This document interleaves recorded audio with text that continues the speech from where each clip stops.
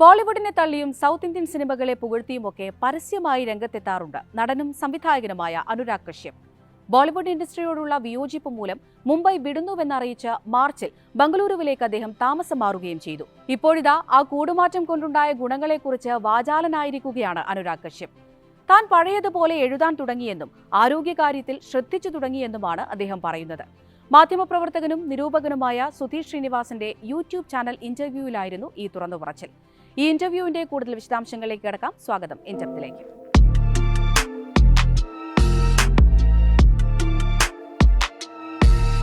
ഇക്കഴിഞ്ഞ മാർച്ചിലാണ് താൻ സൗത്ത് ഇന്ത്യയിലേക്ക് താമസം മാറിയെന്ന് അനുരാഗ് കശ്യപ് വെളിപ്പെടുത്തിയത്.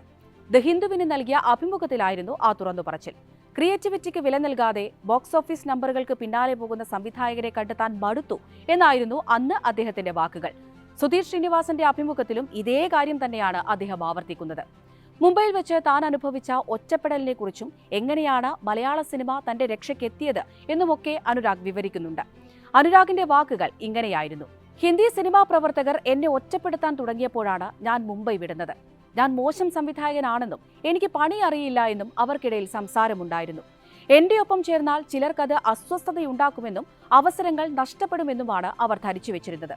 അതൊക്കെ എന്നെ ഏറെ ബാധിച്ചിട്ടുണ്ട്. വിഷാദ രോഗത്തിന് പോലും അടിമയായി.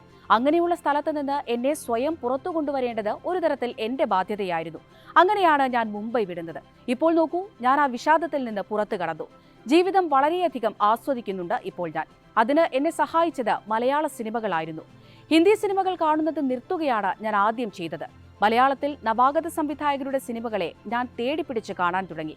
അതൊക്കെ വളരെയധികം സഹായിച്ചു. മുംബൈയിലായിരുന്ന സമയത്ത് എന്റെ ചുറ്റും ഒരുപാട് ആളുകൾ ഉള്ളതുപോലെ തോന്നിയിരുന്നു. ഞാൻ എന്ത് ചെയ്യണമെന്നും ചെയ്യരുത് എന്നുമൊക്കെ സാധാ നിർദ്ദേശങ്ങളായിരുന്നു എനിക്ക് ചുറ്റും. അവിടെ വെച്ചാണ് മദ്യപാനം പോലും ഞാൻ തുടങ്ങിയത്. അതൊക്കെ ആളുകൾക്കൊരു സംസാര വിഷയവുമായിരുന്നു. ഞാൻ എന്റെ സ്വാഭാവികത നശിപ്പിക്കുന്നു. ഞങ്ങൾ മാത്രമാണ് നിന്റെ രക്ഷകർ എന്നൊക്കെയാണ് അവർ നിരന്തരം പറഞ്ഞിരുന്നത്. ഞാനായിരിക്കുന്നത് അവിടെ ആർക്കും ഇഷ്ടപ്പെടുമായിരുന്നില്ല. പക്ഷേ സൗത്ത് ഇന്ത്യയിലേക്ക് വന്നതോടെ എനിക്ക് എന്നെ തന്നെ തിരിച്ചു കിട്ടി. ഇവിടെ എന്നെ നിയന്ത്രിക്കാൻ ആരുമില്ല. അതുകൊണ്ട് നോക്കൂ, ഞാൻ എത്രത്തോളം ജീവിതം ആസ്വദിക്കുന്നുവെന്ന്. ഞാൻ വീണ്ടും എഴുതി തുടങ്ങി. മദ്യപാനം നിർത്തി. വിഷാദത്തിൽ നിന്ന് മുക്തി നേടി. ഇവിടെ എനിക്ക് സമാധാനമുണ്ട്.